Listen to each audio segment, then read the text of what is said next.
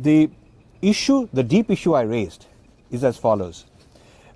Wendy Doniger used a Freudian methodology to study Hinduism. Freud studied the subconscious of the people, of a human being, the unconscious, the subconscious, and he came up with very erotic ways, erotic things that are laden and hidden inside a person as a way to understand their behavior.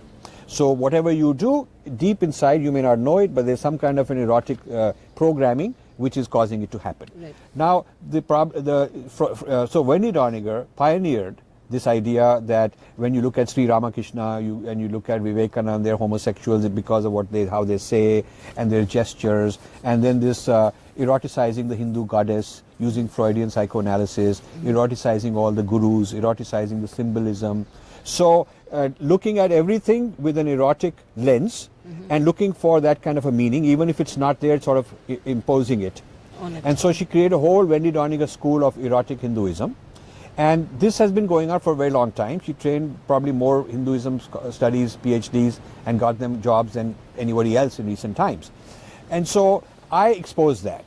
And what the good news and the bad news are as follows. The good news is a lot of people started distancing themselves from Wendy Doniger. She used to be invited to all these Hindu temples in Chicago and elsewhere like a big celebrity. All that stopped.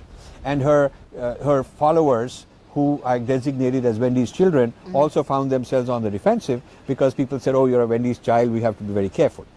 The bad news is nobody took this Freudian psychoanalysis and studied it deeply like I wanted to.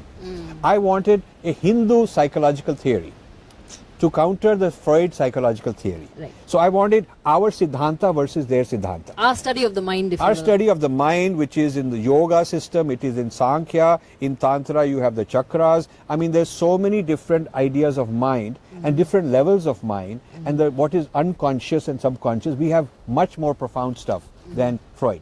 So I kept writing in this book and in my papers that I'm opening the door for our insiders to come and take it further. So in 15 years, I would have expected 5 or 10 major books saying Hindu theory of mind versus Freud. And none of that has happened. So just recycling the same abuse to Wendy Doniger doesn't really do the job I wanted. Right. I wanted to take on the theoretical lens, the toolkit as she calls it, for studying Hinduism should have turned back to Hindu methods.